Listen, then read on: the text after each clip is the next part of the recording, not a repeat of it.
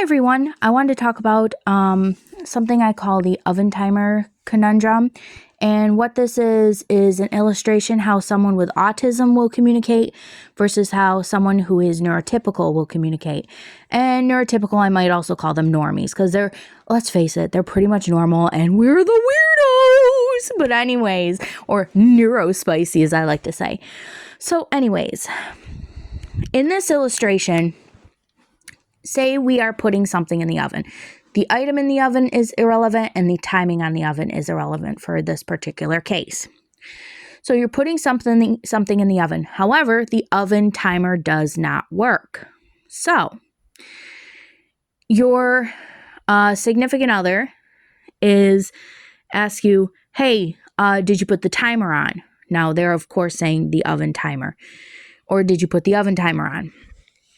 Now, a neurotypical person, say you have to use your phone instead as the timer. So, the oven timer doesn't work, you're using your phone as the timer, and your spouse, your significant other, asks you, did you put the oven timer on? Now, a neurotypical person will respond, yes. That's it, they just say yes. Whereas somebody with autism will be very forthright and they will say, well, the oven timer wasn't working, but I'm using the timer on my phone because I don't want you to get worried that the oven doesn't beep, but my phone will beep. So you give them an entire picture of what's going on. And the reason I'm using this illustration is because that's what I did the other day. So when a person who, say the significant other is neurotypical and they're asking, did you put the oven timer on? And the spouse who is autistic gives you that whole information. You just go, don't tell me your whole life story. Did you put a timer on? Yes or no? Okay, fine. I put a timer on. Wink, wink. I put a timer. And to me, it feels like lying. Because I, believe a lie by omission is still a lie. I think of sort of like, just to go off this little rabbit trail, is in fairy stories. The fairies will tell you the truth, but they will lie to you at the same time. And so if you asked a fairy, a magical fairy, hey, Mr. Magical Fairy, did you put the oven timer on?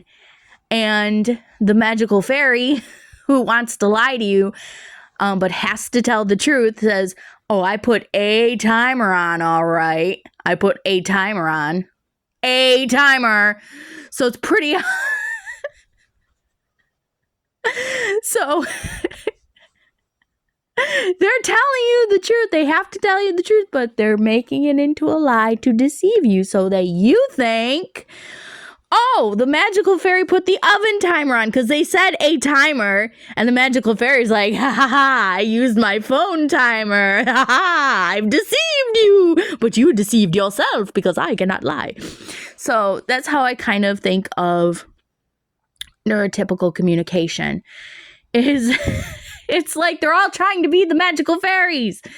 They will tell you one thing and your brain expects the other. And then when you make the mistake, that's on you. So if you are the autistic person asking your spouse, hey, did you put the oven timer on? And your spouse is neurotypical and they say, yeah, I put a timer on. Or they just say, yeah. Your brain goes, I think it's the oven that they put on. So when you don't hear the oven beep, you go, did you put a timer on? They go, yeah, I put a timer on. And it's like, you're the one who's wrong because you assumed it was an oven because you didn't read their mind. And that's why we always feel like there is something wrong with us because we can't read your mind. But apparently you can read each other's minds. So that's pretty much all I wanted to talk about. And I hope I illustrated the frustration. I'm sure you could hear it in my tone of voice in dealing with somebody who is not being accurate with you. because, again, you can't read their minds. You're assuming when you ask, did you put the oven timer on? And they say yes, you're assuming they put the oven timer on. When they're assuming that because they use their phone timer, they're assuming that you know that they use their phone instead of the oven when you didn't know the oven timer wasn't working. All right, that's all I got to say. Bye.